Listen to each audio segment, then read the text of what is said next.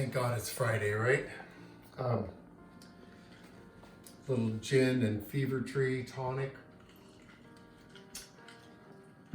Makes the cooking work out just right.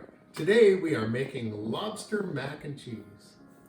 We had two 2.5 pound lobsters shipped here yesterday for my birthday dinner, and that's a lot of lobster. We have a lot of lobster left over, so lobster mac. So I'm going to put 2 tablespoons of butter into the pan, and we're going to start by making a roux. A roux is when you cook flour with an oil, with a fat, and then you add liquid to it, and it thickens the liquid.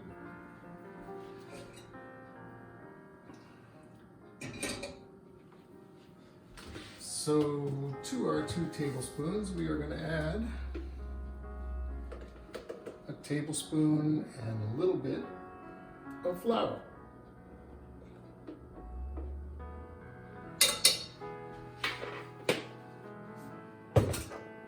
And then we want to whisk this together, get it all combined. And I have here a whisk. I don't know what it's coated with, but it's coated with something so it doesn't scratch up all your nonstick pans. I really like this whisk for this pan because I don't want to mess this pan up. So you can see what's happening here. It's all just bubbling, and the flour and the butter are becoming completely smooth. There's no lumps. So it's time to pour in 1.25 cups of water.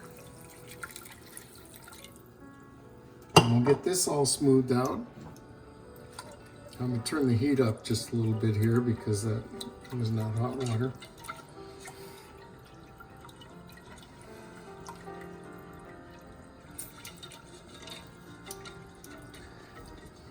So now we've got our roux kind of diluted and spread out throughout this. So when we add our pasta and our lobster, this will just continue to thicken as it cooks. So now we add 2 cups of milk, cream, some version of milk, depends on how much fat you like. I've used 3/4 cup of heavy cream and 1 1/4 cups of milk, goat milk even, which is a little fatty itself. So I'm not going on this is no low fat thing here. It's got lots of milk fat.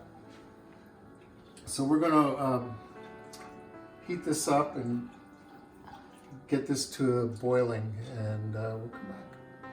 So this is just now starting to come to a boil. I don't want it to get to a full rolling boil yet. I'm gonna add 1/2 pound of pasta. And what did we choose, Kelly? It's rotini. It's rotini. Rotini. We chose rotini. Because we don't have, the exact kind of pasta you might want to use. It's whatever you got in your cupboard. And we'll use the whisk that is most likely coated with, what's the whisk coated with, Kelly? It's probably silicone, Mr. Cook. Ah, there we have it.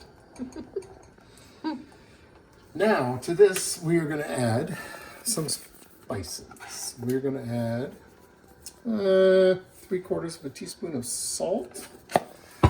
We're going to add some garlic. I do not mind at all using pre-chopped garlic. It's wonderful. It's a wonderful thing. There are times when you want to just do it yourself. But this is probably 3 garlic cloves. I'm guessing. Close to it. And we're going to use some powdered or dried minced onion. And again, a teaspoon or so, not a lot. You also just buy that in bulk, and that container has just been around for a really long time, so don't look at that container. You're bubbling. You need to stir. Well, this is Stir it down. Paprika. Turn it down. And get there. Quick. I only have so many hands.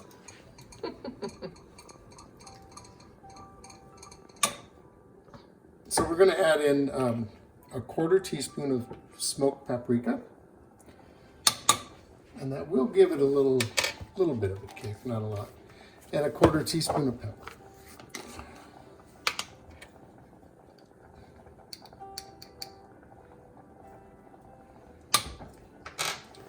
And this will get turned down even farther. It's like cooking more than I would like it to. Scalding is not an option. But it's, you know, it's still fine. But we want to give this pasta time to absorb some of this liquid. We don't just want to boil it all off. Okay. So this is going to cook for about 12 minutes, and it's boiling a little too hard on this front burner. I don't think I can turn it down enough. So I'm going to move this to a cooler burner so it's just barely simmering, and that'll give the pasta time to absorb some of this liquid and cook. So this has been cooking now for 12 minutes or so. It's the pasta looks like it's done. I think I should probably test one just to be sure here. But the next step is to add in the cheese.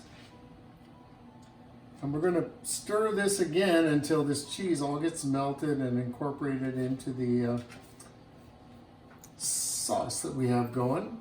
So, Mr. Cook. And this is 2 cups of cheddar and a little less than 1 cup of mozzarella. And these are measured a little bit on the heavy pour side because how can you have too much cheese in mac and cheese? It just doesn't make sense to me. So while this is still on the burner, I'm going to get all this cheese melted.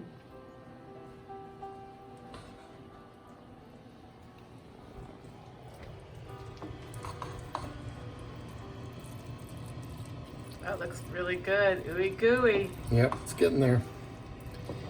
Let's yeah,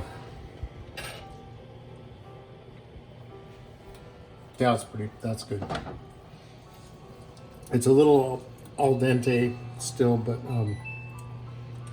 which means slightly under. The oven's done. The oven's hot. Calling to you. So I still have some cheddar lumps in here that have not melted. So I'm gonna keep stirring until they do, because we really want this to be everything well incorporated everywhere. So now I am going to put in 1.25 cups of chopped lobster meat. We had a tail or half a tail left over last night and a lot of random pieces. So I cut it all up and it's just going right in. Oh my God, look at that. We might have to call the ambulance tonight when we both have heart attacks. So now, it's not that bad. It's got real food in it. Hold on, coming this way. We are going to pour this into our prepared baking dish. An 8x8 glass or an 8x8 baking dish would be fine for this. Kelly preferred the ramekin, so we will try that. Oh, the light's too bright. Can't see it. There we go. Now I can't see what I'm doing. This is how we work in our kitchen. Change the light.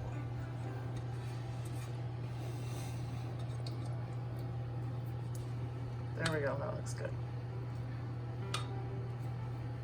So, we have this all in a baking dish, ready to go in the oven. Turn this middle burner off. I don't use it very much, so I don't know where the control is. So now, we are going to take a half cup of panko and 2 tablespoons of butter, mix them together, add some salt, and quite honestly, I want to grab every last little bit of butter I can, so I got that. I'm going to mix this so the panko is all coated with a little bit of butter. That looked like plenty of butter for the job, so I just know we have to mix until it happens. And then we're going to pour this over the top of our ramekin. And let's bring it over here.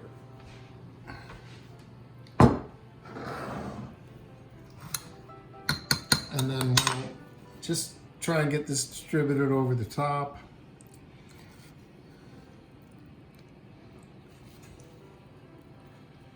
Oh, this looks like it's going to be really, really good. It does. Kelly says that her mac and cheese is going to be better than any mac and cheese I can make. So this is kind of you might even get a twofer out of this. We might have to see how she makes hers. Mine has bacon, but that's okay. Well, we thought about putting bacon in this one, but We don't want to mess up we the didn't recipe. quite get around to it. Okay, so this panko mixture here is going to give us a nice little crust on top of this.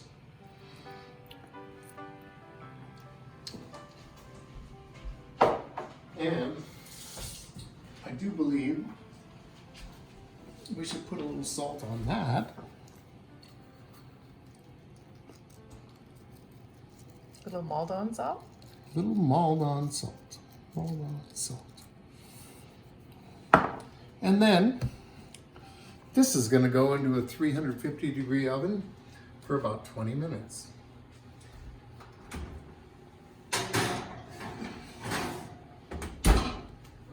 See what it's like when it comes out. All right, so we've done probably about 20 minutes here in the oven. I've been watching it, and I've been looking for a nice brown top, and I think we're finally there. I think this looks really, really good. And we are going to let that rest for a few minutes outside of the oven.